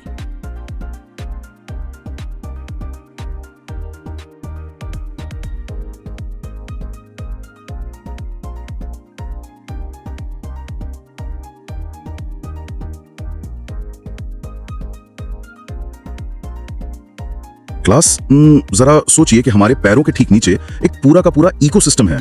मतलब एक ऐसी मिट्टी जो खुद की जुताई कर लेती है। बिल्कुल। या फिर सोचिए एक ऐसी जमीन के बारे में जो इतनी भारी बारिश झेलती है कि उसके सारे न्यूट्रिएंट्स पूरी तरह धुल जाते हैं। हाँ, पर फिर भी वहाँ दुनिया के सबसे महंगे और प्रीमियम ड्राई फ्रूट्स उगते हैं। तो दोस्तों, स्वागत है आज के हमारे इस डीप डाइव में। आज हम एक बहुत ही पावरफुल और इंटरैक्टिव MCQ क्विज करने वाले हैं। एकदम सही कहा। और क्लास, अगर आप सबको लगता है कि मिट्टी सिर्फ धूल है जो हमारे जूतों पर लग जाती है, तो आज के सेशन के अंत तक आपका नजरिया पूरी तरह बदलने वाला है। बिल्कुल बदलने वाला है। तो आज का हमारा मिशन है पेडोलॉजी ऑफ इंडिया, मतलब भारत की मिट्टी के अध्ययन की गहराई में जाना। और हमारा लक्ष्य सिर्फ सही जवाब जानना नहीं है। मतलब ये कोई नॉर्मल ट्रिविया क्विज नहीं है जहां हम बस जवाब बताकर आगे बढ़ जाएंगे। हम हर एक जवाब के पीछे का जो क्यों है उसे समझेंगे। हाँ, क्योंकि असली मजा तो लॉजिक समझने में है ना। बिल्कुल। कोई खास मिट्टी एक खास तरीके से बर्ताव क्यों करती है, उसके पीछे के फिजिकल और केमिकल कारण क्या हैं, हम इन सभी चीजों को आज कनेक्ट करेंगे। तो चलिए दोस्तों, इस पिटारे को खोलते हैं। सबसे पहले मैं आप सभी के लिए कुछ रूल सेट कर देता हूँ। मैं एक सिचुएशन या फीचर के आधार पर आपसे एक सवाल पूछूंगा और उसके 4 ऑप्शंस दूंगा। और हाँ, आपको सोचने के लिए कुछ सेकंड्स का समय भी मिलेगा। सही कहा। जब मैं कहूंगा आपका समय शुरू होता है अब, तो आप लोगों को 3 से 5 सेकंड का टाइम मिलेगा फोकस करने के लिए। अपने अपने दिमाग में जवाब लॉक कर लीजिएगा और आखिर में अपना टोटल स्कोर चेक करना मत भूलिएगा। तो क्लास, क्या आप लोग तैयार हैं? मुझे तो लगता है सब एकदम तैयार हैं। चलिए शुरू करते हैं। ये रहा हमारी क्लास के लिए सबसे पहला सवाल। टॉप सॉइल के ठीक नीचे मिट्टी की कौन सी लेयर होती है? ऑप्शंस ध्यान से सुनिएगा class. Option A unweathered parent bedrock, option B substratum, option C subsoil या ऑप्शन डी ह्यूमस। आपका समय शुरू होता है अब। सोचिए क्लास। और इसका सही जवाब है ऑप्शन सी, यानी सबसॉइल। चलिए इस सोर्स इमेज को थोड़ा विजुलाइज करते हैं। दोस्तों, इमेजिन कीजिए कि हवा में एक जमीन का टुकड़ा तैर रहा है, बिल्कुल किसी साईफाई मूवी की तरह। सबसे ऊपर एकदम हरी घास है, उसके नीचे डार्क रंग की टॉप सॉइल है और उसके ठीक नीचे आती है हमारी सही जवाब वाली लेयर, यानी सबसॉइल। हाँ, और ध्यान से इमेजिन करें क्लास, बड़े पेड़ों की जो जड़ें हैं ना, वो उस टॉप सॉइल को पार करके इस हल्की रंग वाली सबसॉइल तक पहुंच रही हैं। और सबसे नीचे पत्थर हैं जिन्हें बेडरॉक कहते हैं। पर एक्सपर्ट, मुझे कंफ्यूजन है। हाँ, पूछिए। जड़ें टॉप सॉइल में ही क्यों नहीं रहती? मतलब सारा ऑर्गेनिक खाना तो वहीं होता है ना? ये बहुत ही बढ़िया सवाल है। देखिए, टॉप सॉइल में सारा ऑर्गेनिक मैटर और ह्यूमस होता है, जो पौधों के लिए एकदम रेडीमेड खाना है। लेकिन यहाँ एक जरूरी मैकेनिज्म काम करता है। कैसा मैकेनिज्म? जो सबसॉइल है ना, वो एक तरह के स्टोरेज जोन का काम करती है। जब टॉप सॉइल से बारिश का पानी नीचे रिसता है, तो वो अपने साथ कई जरूरी मिनरल्स बहाकर इस सबसॉइल में जमा कर देता है। अच्छा, तो सबसॉइल एक तरह का मिनरल वॉल्ट बन जाता है। बिल्कुल सही। और जब पेड़ बड़े होते हैं तो उन्हें 2 चीजें चाहिए होती हैं, एक तो भारी मैकेनिकल सपोर्ट और दूसरा गहरे मिनरल रिजर्व। समझ गया। तो उनकी जड़ें इस सबसॉइल में गहराई तक जाती हैं, खुद को एंकर करने के लिए, क्योंकि ये टॉप सॉइल से थोड़ी ज्यादा कड़क होती है। इससे पेड़ों को तेज हवाओं में टिके रहने की ताकत मिलती है। अरे वाह, ये तो बहुत लॉजिकल है। मतलब जड़ें सिर्फ खाने के लिए नहीं, बल्कि स्टेबिलिटी के लिए भी नीचे जाती हैं। क्लास, अगर आपने सबसॉइल गेस किया था तो ग्रेट जॉब। हमारी एक सॉलिड फाउंडेशन बन चुकी है। बिल्कुल, एक बहुत ही मजबूत शुरुआत कहा जाता है। ऑप्शंस हैं option A khadar, option B bangar, option C regur या ऑप्शन डी लैटेराइट।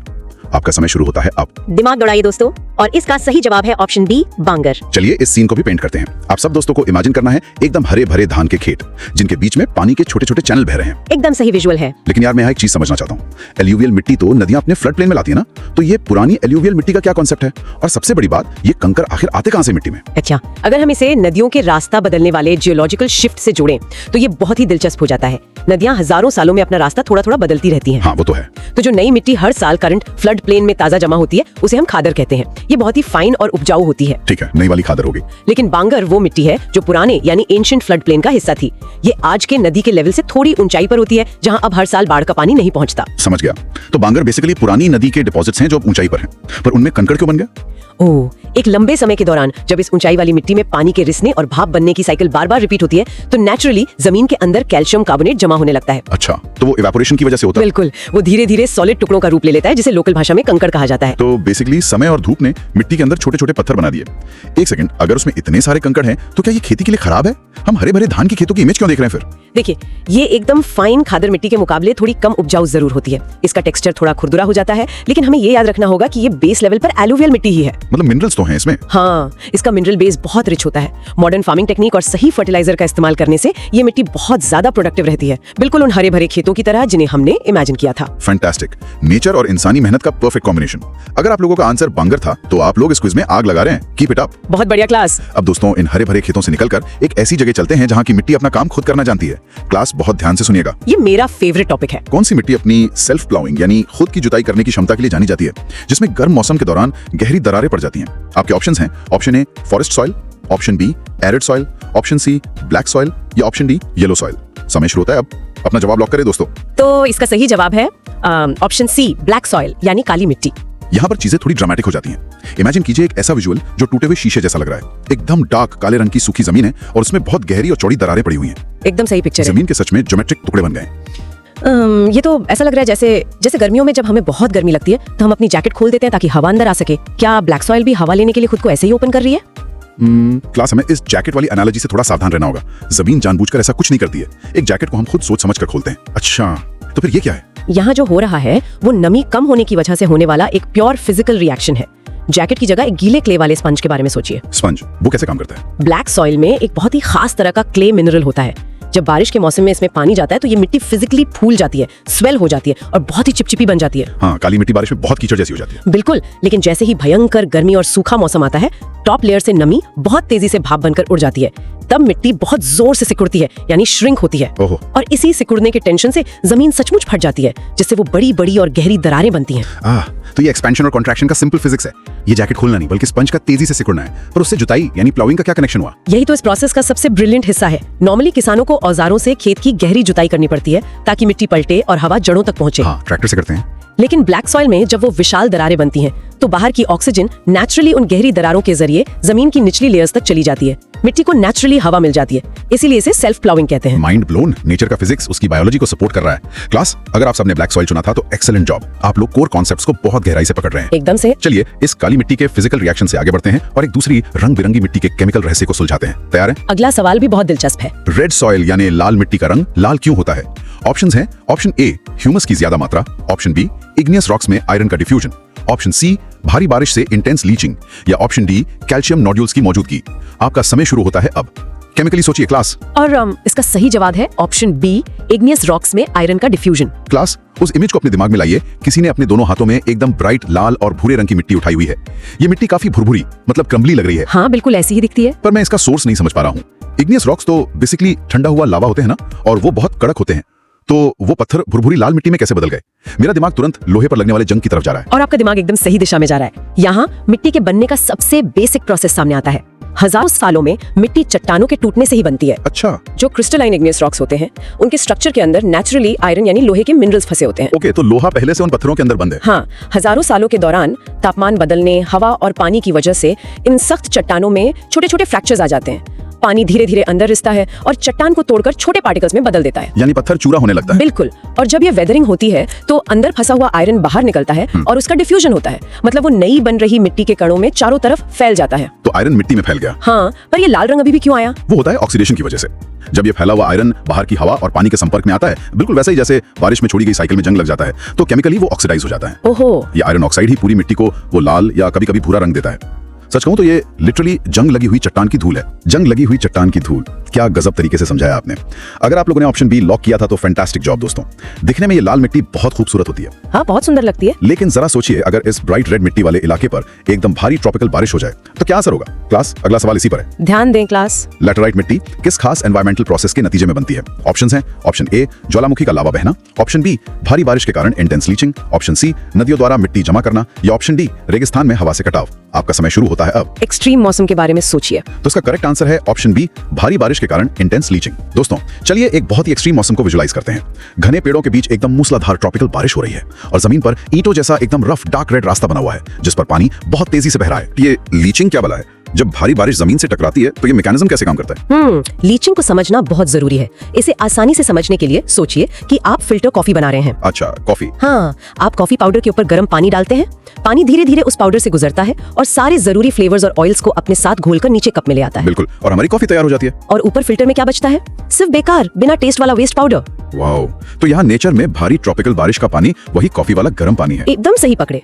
जिन इलाकों में तापमान ज्यादा होता है और भयंकर बारिश होती है, वहाँ की टॉप सॉइल के साथ भी यही होता है। लगातार गिरने वाला पानी टॉप सॉइल के जरूरी न्यूट्रिएंट्स, खासकर सिलिका और ऑर्गेनिक मैटर को पूरी तरह धो देता है। बाप रे। वो उन्हें अपने साथ बहाकर जमीन के बहुत नीचे वाटर टेबल में ले जाता है।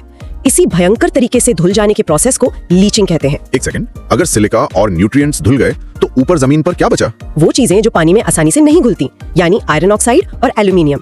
यही वजह है कि ये लैटेराइट मिट्टी इतनी कड़क और ईंट जैसी बन जाती है। समझ गया। ये काफी एसिडिक हो जाती है और नेचुरली खेती के लिए बिल्कुल अच्छी नहीं मानी जाती। मतलब नेचर ने खुद इस मिट्टी की सारी ताकत छीन ली है। क्लास, अगर आप सबने इंटेंस लीचिंग गैस किया था तो बहुत बढ़िया, आप लोग इकोलॉजिकल कारण समझ रहे हैं। Keep it up class. लेकिन क्लास, यहाँ थोड़ा लॉजिक लगाते हैं। अगर नेचर ने लीचिंग के जरिए सारे जरूरी न्यूट्रिएंट्स धो दिए हैं तो क्या ऐसी बंजर जमीन पर सच में कुछ उगाया जा सकता है? हमारा अगला सवाल इसी बारे में है। ये एक बहुत बड़ा पैराडॉक्स है। सुनिए सवाल। रेड लैटेराइट मिट्टी किस फसल को उगाने के लिए सबसे ज्यादा उपयोगी और सूटेबल है? ऑप्शंस हैं, ऑप्शन ए गन्ना, ऑप्शन बी कपास यानी कॉटन, ऑप्शन सी काजू या ऑप्शन डी गेहूं। आपका समय शुरू होता है अब। और इसका सही जवाब है ऑप्शन सी काजू। रुकिए रुकिए, आप लोगों को पहले वो इमेज दिमाग में लानी होगी। एक पेड़ पर एकदम सुंदर लाल और पीले रंग के काजू के फल लटक रहे हैं। पर एक्सपर्ट मैं यहाँ आपसे थोड़ा डिसएग्री करूंगा। क्यों, क्या हुआ? अभी पिछले ही सवाल में हमने देखा कि लैटेराइट मिट्टी पूरी तरह लीच हो चुकी होती है। सिलिका गया, न्यूट्रिएंट्स गए, जमीन एसिडिक और ईंट जैसी कड़क हो गई। हाँ बिल्कुल। तो फिर काजू जैसी इतनी महंगी और प्रीमियम फसल वहाँ जिंदा कैसे है? ये तो लॉजिकली इम्पॉसिबल लग रहा है। ये इम्पॉसिबल लगता जरूर है, लेकिन यहीं पर एग्रीकल्चरल साइंस और पौधों की अडेप्टेशन का कमाल दिखता है। आपकी बात सही है कि नेचुरल लैटेराइट मिट्टी में नाइट्रोजन और कैल्शियम जैसे न्यूट्रिएंट्स नहीं होते, पर उसका फिजिकल स्ट्रक्चर बहुत खास होता है। खास कैसे? लीचिंग के बाद जो आयरन वाला खुरदरा स्ट्रक्चर बचता है ना, वो बहुत ज्यादा पोरस होता है। पोरस मतलब उसमें छेद होते हैं जहां से चीजें आर पार हो सकती हैं। बिल्कुल। और काजू के पेड़ों की एक बहुत बड़ी कमजोरी होती है, उन्हें जड़ों में रुका हुआ पानी बिल्कुल बर्दाश्त नहीं होता। अगर जड़ें लगातार पानी में डूबी रहें तो वो सड़ जाती हैं और पेड़ मर जाता है। अच्छा, उन्हें ऐसी मिट्टी चाहिए जहां से पानी तुरंत ड्रेन हो जाए। रेड लैटेराइट मिट्टी का पोरस नेचर ये पक्का करता है कि कितनी भी भारी बारिश हो, पानी तुरंत जमीन के नीचे बह जाए। हाँ, अब मैं समझा। तो बात मिट्टी के खाने की नहीं है, बात मिट्टी के ड्रेनेज स्ट्रक्चर की है। 100% की बात।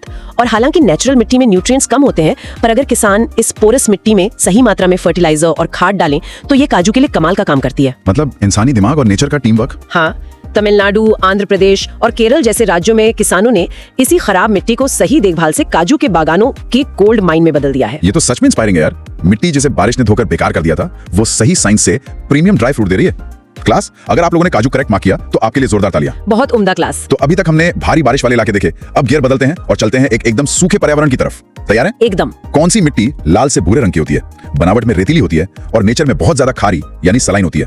ऑप्शंस हैं, option A arid soil, option B forest soil, option C black soil या ऑप्शन डी एलुवियल सॉइल। समय शुरू होता है अब। अपना जवाब लॉक करें क्लास। और सही जवाब है ऑप्शन ए एरिड सॉइल। दोस्तों, हमारी मेंटल इमेज हमें सीधे राजस्थान के विशाल रेगिस्तान के बीचों बीच ले जाती है। एकदम दूर दूर तक फैले हुए रेत के बड़े बड़े टीले, बंजर जमीन और ऊपर चिलचिलाती धूप। एरिड शब्द का तो मतलब ही होता है एक्सट्रीम सूखापन। हाँ, लेकिन मैं एक चीज को लेकर सच में कंफ्यूज हूँ। रेतीली होना तो समझ आता है हवा की वजह से, लेकिन ये बहुत ज्यादा खारी क्यों है? मतलब भाप तो सिर्फ साफ पानी को उड़ाती है ना, नमक वहाँ इतनी भारी मात्रा में कहाँ से आ गया? ओह, ये एरिड मिट्टी के पर्यावरण की सबसे डरावनी सच्चाई है। लगातार तेज गर्मी और सूखे मौसम का मतलब है कि इवेपोरेशन का रेट बारिश के रेट से बहुत बहुत ज्यादा तेज होता है। मतलब बारिश होती कम है और उड़ ज्यादा जाती है। बिल्कुल, लेकिन नमक कहाँ से आया ये आपका सवाल था ना? हाँ। देखिए, ग्राउंड वाटर कभी भी 100% प्योर डिस्टिल्ड वाटर नहीं होता। उसमें हमेशा थोड़े बहुत मिनरल्स और नमक घुले होते हैं। ओके। जब भयंकर गर्मी की वजह से जमीन के नीचे की नमी कैपिलरी एक्शन के जरिए तेजी से ऊपर की तरफ आती है तो पानी तो पूरी तरह भाप बनकर उड़ जाता है। लेकिन नमक नहीं उड़ता। एकदम सही, नमक वेपराइज नहीं होता। वो घुला हुआ नमक जमीन के एकदम ऊपरी सतह पर क्रिस्टल बनकर पीछे छूट जाता है। Capillary action. तो गर्मी एक वैक्यूम क्लीनर की तरह काम करती है। पानी और नमक को ऊपर खींचती है, पानी को हवा में छोड़ देती है और नमक को जमीन पर पटक देती है। बिल्कुल सही एनालॉजी है। पर एक बात बताइए, वो नमक असल में पौधों को उगने से कैसे रोकता है? मेरा मतलब है पौधे तो पानी पीते हैं ना, वो नमक थोड़ी खाते हैं। यहीं पर ऑस्मोटिक स्ट्रेस पौधों की जान ले लेता है। क्लास, देखिए, पौधों की जड़ें मिट्टी से नमी को एक नाजुक मेम्ब्रेन के जरिए सोखती हैं। नॉर्मल हालात में जड़ के अंदर का कंसंट्रेशन बाहर की मिट्टी से ज्यादा होता है, तो पानी आसानी से जड़ में चला जाता है। हाँ, ये तो बेसिक बायोलॉजी है। लेकिन जब एरिड मिट्टी पर नमक की मोटी परत जम जाती है तो बाहर की मिट्टी का कंसंट्रेशन जड़ के अंदर से बहुत ज्यादा हो जाता है। ओहो, तो फिजिक्स उल्टा काम करने लगता है। हाँ, पौधे का मिट्टी से पानी खींचने के बजाय वो नमक वाली मिट्टी उल्टा पौधे की जड़ों से सारा पानी बाहर खींच लेती है। बाप रे। पौधा असल में डिहाइड्रेशन से मर जाता है, भले ही जमीन में थोड़ी नमी मौजूद हो। कुछ इलाकों में तो नमक इतना ज्यादा जमा हो जाता है कि लोग सीधे जमीन से कमर्शियल खाने वाला नमक निकालते हैं। रेगिस्तान सिर्फ पानी की कमी नहीं झेलता, वो नमक को एक हथियार की तरह इस्तेमाल करके पौधों से पानी चुराता है। अगर आप सबने एरिड सॉइल गेस किया था तो एकदम ब्रिलियंट ऑब्जर्वेशन दोस्तों। बहुत ही गहरी समझ दिखा रहे हैं आप लोग। हमने देखा कि कैसे गर्मी और भाप एक डिस्ट्रक्टिव फोर्स बन सकते हैं, लेकिन अब आते हैं एक एकदम अलग डायनामिक पर। जब मिट्टी में बहुत ज्यादा क्ले हो और अचानक से उस पर बहुत सारा बहता हुआ पानी टकराए तो जमीन का क्या हाल होता है? ये बहुत ही अग्रेसिव प्रोसेस है। तो बताइए, बहते हुए पानी द्वारा चिकनी मिट्टी को काटकर बनाए गए गहरे चैनल्स को क्या कहा जाता है? ऑप्शंस हैं, option A shelter belts, option B kankar, option C gullies या ऑप्शन डी टेरेस। समय शुरू होता है अब। क्लास 3 सेकंड बचे हैं। इसका सही जवाब है ऑप्शन सी गलीज। क्लास, अगर आप लोग इस विजुअल को ध्यान से दिमाग में लाएं तो ये सच में एक छोटे ग्रैंड कैनन जैसा लगता है। जमीन के अंदर सीधे कटे हुए गहरे ऊबड़ खाबड़ चैनल्स हैं। ऐसा लग रहा है जैसे किसी ने बड़े से चाकू से जमीन को चीर दिया हो। बहुत ही सटीक वर्णन है। मैं समझता हूँ कि पानी में ताकत होती है, पर क्ले यानी चिकनी मिट्टी तो बहुत कड़क और चिपचिपी होती है ना, तो ये ताकत क्ले को ही इतने वायलेंट तरीके से टारगेट क्यों कर रही है? ये नेचर के एक बहुत ही खतरनाक रूप को दिखाता है जिसे हम सॉइल इरोजन कहते हैं। आपने पूछा क्ले ही टारगेट क्यों होती है? हाँ। दरअसल क्ले मिट्टी के माइक्रोस्कोपिक पार्टिकल्स की एक बड़ी समस्या होती है। उनके पोर्स यानी छेद बहुत ज्यादा छोटे होते हैं। इसका नतीजा ये होता है कि क्ले पानी को जमीन के अंदर रिसने से बहुत रोकती है। ओके, तो पानी जमीन के अंदर जल्दी जा नहीं पाता। बिल्कुल। तो जब अचानक भारी बारिश होती है तो वो सारा पानी जमीन के अंदर जाने के बजाय जमीन की सतह के ऊपर से एक तेज चादर की तरह बहने लगता है, जिसे हम सरफेस रन ऑफ कहते हैं। जमीन के ऊपर सीधे एक तेज और एग्रेसिव चादर की तरह। हाँ, और जब पानी का इतना बड़ा वॉल्यूम बहुत ही तेज स्पीड से क्ले की सतह पर दौड़ता है तो वो नेचुरली आसान रास्ता ढूंढता है। वो छोटे गड्ढों को पूरी ताकत से और गहरा करने लगता है। जैसे आपने कहा था, चाकू की तरह। एकदम। वो चिकनी मिट्टी को वर्टिकली काटते हुए गहरे वी शेप के चैनल्स बना देता है। इन्हीं गहरे कट्स को हम गलीज कहते हैं। ओहो। एक बार खेत में बड़ी गलीज बन गई तो जमीन पूरी तरह टूट जाती है। वहाँ ट्रैक्टर चलाना इम्पॉसिबल हो जाता है। जमीन लिटरली ऐसे टुकड़ों में बढ़ जाती है जहाँ खेती हो ही नहीं सकती। पानी वाकई एक बहुत ही पावरफुल मूर्तिकार है। क्लास, अगर आप लोगों ने गलीज आंसर लॉक किया था तो एक्सीलेंट लॉजिक। बहुत अच्छे दोस्तों। ये गलीज तो एक खेत के लेवल की तबाही है, पर क्या हो अगर ये गली इरोजन बिना रुके किसी पूरे के पूरे इलाके में मीलों तक फैल जाए, तो वो लैंडस्केप कैसा दिखेगा? चलिए इस तबाही को थोड़ा स्केल अप करते हैं। ये बहुत ही डरावना नजारा होता है। तो चंबल बेसिन में गली इरोजन की वजह से खेती के लिए पूरी तरह बेकार हो चुकी जमीन को क्या कहा जाता है? ऑप्शंस हैं, option A ravines, option B deltas, option C बंगरलैंड्स या ऑप्शन डी खादर प्लेन्स। आपका समय शुरू होता है अब। जरा बड़े स्केल पर सोचिए क्लास। इसका सही जवाब है ऑप्शन ए रवीन्स, जिसे बीहड़ भी कहते हैं। वाओ, जरा इस विजुअल के स्केल को देखिए। ये अब सिर्फ एक खेत की गली नहीं है दोस्तों, ये तो लिटरली मीलों तक फैला हुआ एकदम सूखा और बंजर जमीन का एक डरावना नेटवर्क है। पूरी सुनी होगी, जो असल में ऐसी ही ज्योग्राफिकल जगहों पे छुपते थे। बिल्कुल। वो ऐतिहासिक कहानियां इसलिए मशहूर हैं क्योंकि ये ज्योग्राफी छुपने के लिए एकदम परफेक्ट जगह बनाती है। जो आप विजुअलाइज कर रहे हैं वो असल में लाखों गहरी गलीज का आपस में जुड़ा हुआ जाल है। अच्छा, तो गली से ही बीहड़ बनते हैं। हाँ, जब एक बहुत बड़े इलाके में लगातार गली इरोजन सदियों तक बिना रुके चलता रहता है तो पूरी की पूरी टॉप सॉइल खत्म हो जाती है और बह जाती है। बाप रे। जमीन गहरी खाइयों, खतरनाक किनारों और सूखी चोटियों के एक बहुत ही कंफ्यूजिंग मेज में बदल जाती है। जियोलॉजी में इसे हम बैडलैंड टोपोग्राफी कहते हैं। बैडलैंड, जिसका मतलब ही है वो जमीन जो पूरी तरह और जड़ से बर्बाद हो चुकी है। पूरी तरह बर्बाद। और इन्हीं खराब जमीनों को चंबल और उसके आसपास के इलाकों में स्पेशली रवीन्स या हिंदी में बीहड़ कहा जाता है। समझ गया। आप खुद लॉजिक लगा सकते हैं कि ऐसी कटी फटी सूखी और खड़ी जमीन पर ना कोई हल चल सकता है, ना सिंचाई हो सकती है। ये जमीन खेती या किसी भी विकास के लिए पूरी तरह अनफिट हो जाती है। ये तो इंसानी समाज के लिए एक वार्निंग साइन है यार, जमीन की बर्बादी की हद। क्लास, अगर आप सबने रवीन्स परफेक्टली गेस किया तो वेरी स्मार्ट थिंकिंग। बिल्कुल, आपने डॉट्स को सही कनेक्ट किया। आप लोग समझ रहे हैं कि भारी रन ऑफ से गलीज बनती हैं और गलीज सदियों में बढ़कर बीहड़ बन जाती हैं। अब एक बहुत ही जरूरी विचार, जब नेचुरल सॉइल इरोजन इतना खतरनाक और परमानेंट हो सकता है तो इस मिट्टी को बचाने का कोई तो तरीका होना चाहिए ना? बिल्कुल होना चाहिए। हमारा आखिरी सवाल इसी समाधान पर है। हवा की ताकत को तोड़ने और रेत के टीलों को रोकने के लिए पेड़ों को कतारों में लगाने की विधि को क्या कहते हैं? ऑप्शंस हैं, option A contour ploughing, option B terrace cultivation, option C strip cropping या ऑप्शन डी शेल्टर बेल्स। समय शुरू होता है अब। आखिरी सवाल है क्लास, पूरे कॉन्फिडेंस के साथ लॉक करें। और आज का हमारा आखिरी सही जवाब है ऑप्शन डी शेल्टर बेल्स। दोस्तों, इस फाइनल इमेज में एक बहुत ही सुकून देने वाला विजुअल है। एक एकदम फ्लैट हरा भरा खेत है और उसके चारों तरफ लंबे सीधे और मजबूत पेड़ों की एक कंटिन्यूअस कतार लगी हुई है। हाँ, एक सुरक्षा कवच की तरह। ये दिखने में ऐसा लग रहा है जैसे किसी ने खेत को बचाने के लिए एक हरी दीवार खड़ी कर दी हो। पर एक्सपर्ट, मुझे एक बात समझ नहीं आ रही, सिर्फ वहां खड़े रहने से पेड़ इतनी भारी हवा को कैसे रोक लेते हैं? हाँ, ये तो पूरा एरोडायनामिक्स का खेल है। बड़े बड़े रेगिस्तानी इलाकों या कोस्टल एरियाज में जहाँ हवा की स्पीड को रोकने के लिए कोई पहाड़ नहीं होते, हवा बहुत ज्यादा स्पीड पकड़ लेती है और वो स्पीड मिट्टी को उड़ा ले जाती है। बिल्कुल, ये तेज हवा पूरी की पूरी टॉप सॉइल को आसानी से उड़ा ले जाती है। इस बड़े खतरे से बचने के लिए किसान खेत के किनारों पर लंबे पेड़ों की घनी लाइनें लगा देते हैं। अच्छा, तो जब तेज हवा आती है तो सीधे खेत की नाजुक मिट्टी से टकराने के बजाय इन पेड़ों से टकराती है। एकदम सही। ये पेड़ों की लाइनें एक शेल्टर यानी ढाल की तरह काम करती हैं। वो सीधी हवा की फोर्स को फिजिकली तोड़ देती हैं। ओहो। इससे जमीन के लेवल पर हवा की स्पीड एकदम गिर जाती है, जिससे टॉप सॉइल के कण अपनी जगह पर सुरक्षित रहते हैं। और पश्चिमी भारत के रेगिस्तानी इलाकों में तो ये शेल्टर बेल्स उड़ते हुए बड़े बड़े रेत के टीलों को आगे बढ़ने से भी रोकते हैं। वाह। ये सचमुच एक फ्रंटलाइन डिफेंस की तरह काम करते हैं, जो रेगिस्तान को हमारी उपजाऊ जमीन खाने से रोकते हैं। ये तो सच में कमाल है। मतलब पेड़ सिर्फ ऑक्सीजन ही नहीं देते, वो हमारी नाजुक जमीन के बॉडीगार्ड्स भी हैं। क्लास, अगर आप सबने शेल्टर बेल्ट्स को करेक्ट आंसर मार्क किया तो प्लीज अपने लिए तालियां बजाइए। बहुत ही शानदार तरीके से खेला आप सबने। बहुत बढ़िया परफॉर्मेंस क्लास। तो क्लास, यही खत्म होता है हमारा आज का ये डीप डाइव ऑडियो क्विज। सबसे पहले अपने स्कोर्स गिन लीजिए। अगर आप लोग 5 या उससे भी बेहतर 10 में से 10 सही कर रहे हैं तो फिनोमिनली ग्रेट जॉब। हाँ, इसका मतलब आपके बेसिक कॉन्सेप्ट्स एकदम क्लियर हैं। पर हम जानना चाहते हैं, कमेंट करके हमें जरूर बताएं कि आपका फाइनल स्कोर क्या है। बिल्कुल। और सेशन को पूरी तरह रैप अप करने से पहले मैं एक आखिरी बात कहना चाहूंगी। जी बताइए। आज हमने देखा कि मिट्टी सिर्फ धूल नहीं है, ये एक बहुत ही कॉम्प्लेक्स और जिंदा सिस्टम है। एक ऐसा सिस्टम जो काली मिट्टी की तरह खुद की जुताई कर सकता है, लेकिन वही सिस्टम पानी से कटकर चंबल के भयानक बीहड़ में भी बदल सकता है। बिल्कुल। तो आज रात इस बारे में जरूर सोचिएगा। अगर हम शेल्टर बेल्स और सही ड्रेनेज जैसी तकनीकों से अपनी इस नाजुक टॉप सॉइल को नहीं बचाएंगे तो भविष्य में आने वाली पीढ़ियों के लिए हमारी फूड सिक्योरिटी का क्या होगा। हम सचमुच उस जमीन पर खड़े हैं जो धीरे धीरे खिसक रही है। क्या गजब का विचार है। मतलब मिट्टी का फ्यूचर सीधे तौर पर हमारा फ्यूचर है। क्लास, आप सब इस बारे में गहराई से जरूर सोचना और इसे सीरियसली लेना। अगर आप लोगों को आज का ये इंटरैक्टिव क्विज पसंद आया हो और आपने सच में कुछ नया सीखा हो तो इस डीप डाइव को लाइक और सब्सक्राइब जरूर करें और अपने दोस्तों के साथ शेयर करना ना भूलें। नॉलेज बांटने से ही बढ़ती है। बिल्कुल। अगले मजेदार और एनालिटिकल क्लास में फिर से मिलेंगे। तब तक के लिए सवाल पूछते रहिए और सीखते रहिए।